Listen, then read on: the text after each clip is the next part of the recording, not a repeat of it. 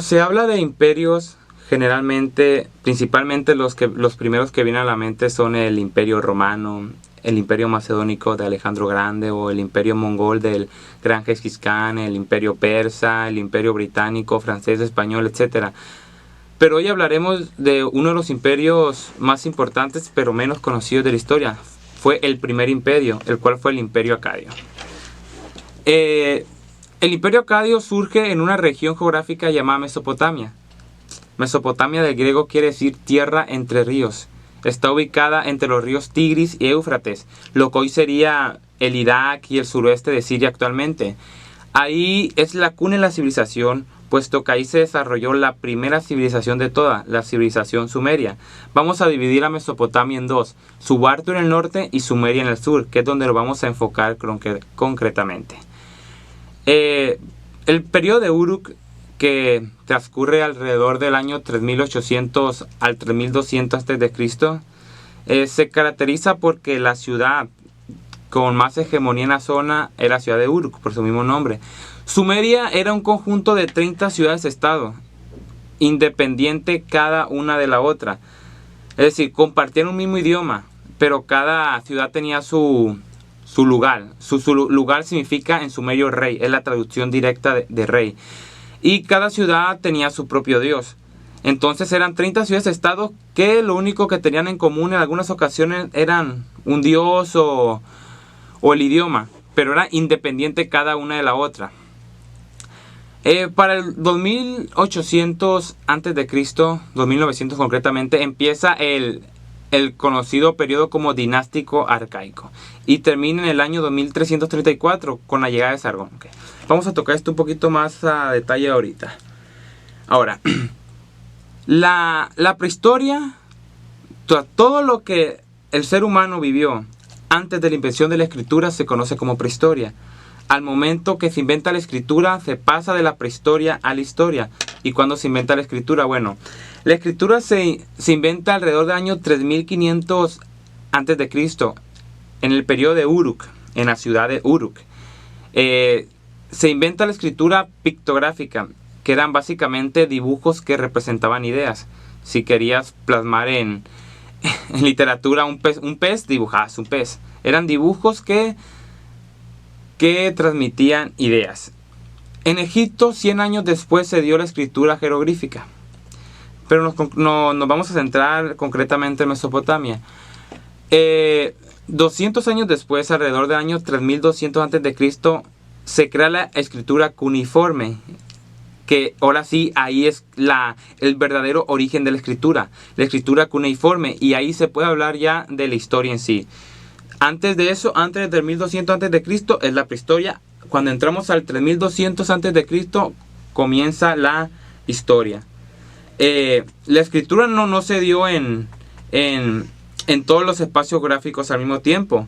Al igual que la edad de los metales. La edad de los metales se dio en diferentes tiempos dependiendo de la ubicación geográfica. Por allá en el 5000 a.C., el hombre con el primer metal que tuvo contacto fue en el cobre. Alrededor de 2500 años entró la era del bronce. Y en el 1200 el imperio hitita, los hititas controlaron lo que es el hierro. Esto pasó en Mesopotamia, pero en Grecia, en Europa, en América, en otras partes del mundo, la edad de los metales llegó después. Sí llegó, pero no llegó exactamente al mismo tiempo que en los otros lugares. Okay, vamos a entrar al periodo dinástico arcaico, del año 2900 a 2334. ¿Qué pasó ahí? Bueno, ahí ya se puede hablar de que allá había una civilización, que ya como la mencionamos antes era la civilización sumeria, de Sumer, de la región sur de Mesopotamia. Eran 30 ciudades-estado, entre las más famosas está Uruk, Lagar, Huma, Kis, Ur. De hecho, si has leído el Génesis en la Biblia, la ciudad donde sale Abraham es la ciudad de Ur, que aquí era una ciudad de Sumeria. Aquí hay una obra, bueno, la primera obra literaria de la cual se tiene registro es la famosa epopeya de Gilgamesh, que narra la aventura de un rey de la primera dinastía de Uruk en busca de la inmortalidad. Es un libro muy bueno, que es la primera obra literaria, así que creo que sería muy interesante si la leyera. Se llama la Epopeya de Gilgamesh. Por este periodo había guerras, ¿no? Como siempre ha habido guerras y siempre lamentablemente va a haber guerra. Pero no eran evidentemente como ahorita se hacen con tanques, aviones o bombas ni nada por el estilo. Era simplemente espada, lanza y arco. Y la primera guerra que se tiene registrada, de la cual se tiene registro, es una guerra entre dos ciudades sumerias, la ciudad de Umma y la ciudad de Lagash. Y esta guerra es la primera que se tiene constancia, ya que se escribió en una serie de grabados llamado La Estela de los Buitres.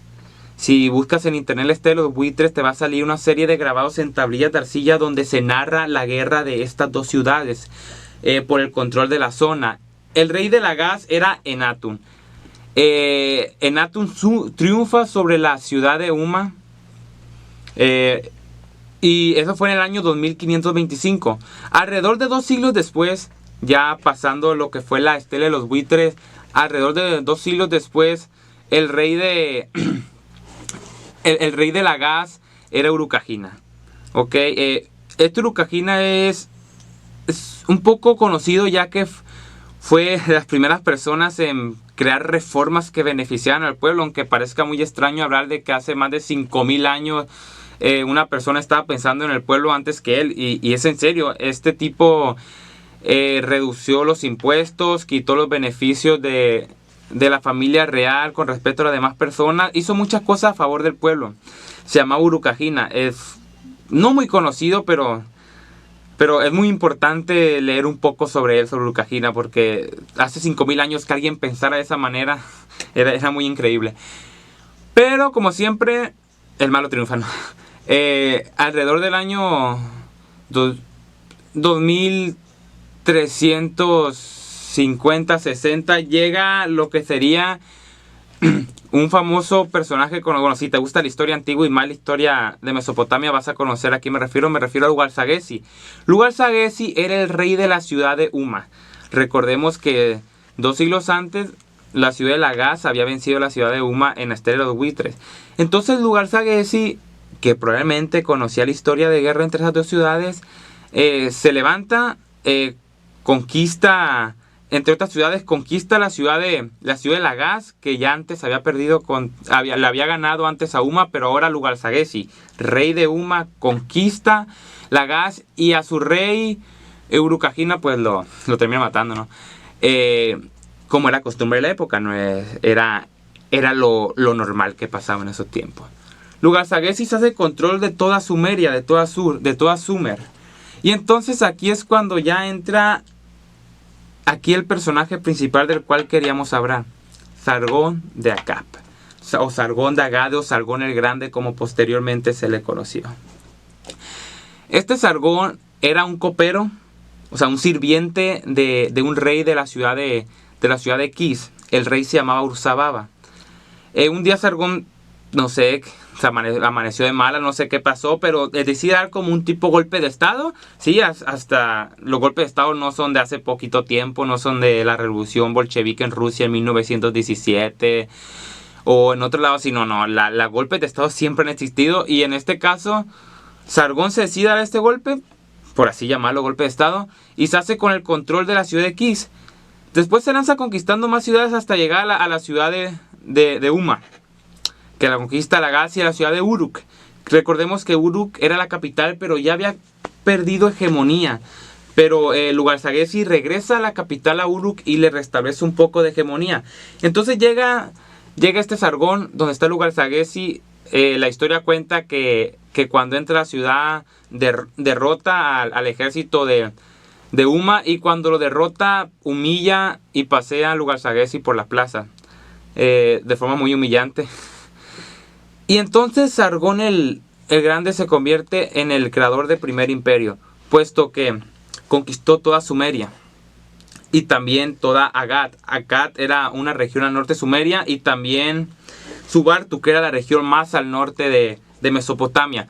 Sargón conquistó lo que hoy sería lo que entonces era parte de Anatolia, lo que hoy sería Turquía, Jordania, Siria, Irak, Kuwait, incluso parte de Persia. Todo ese imperio lo conquistó Sargón, pero no lo conquistó con 100, 200,000 soldados, no, simplemente con 5,700 soldados logró conquistar toda esa parte de la tierra, con 5,700 soldados, que para la época estaba muy bien. Ya posteriormente 5,700 soldados pues no te servían para muchas cosas.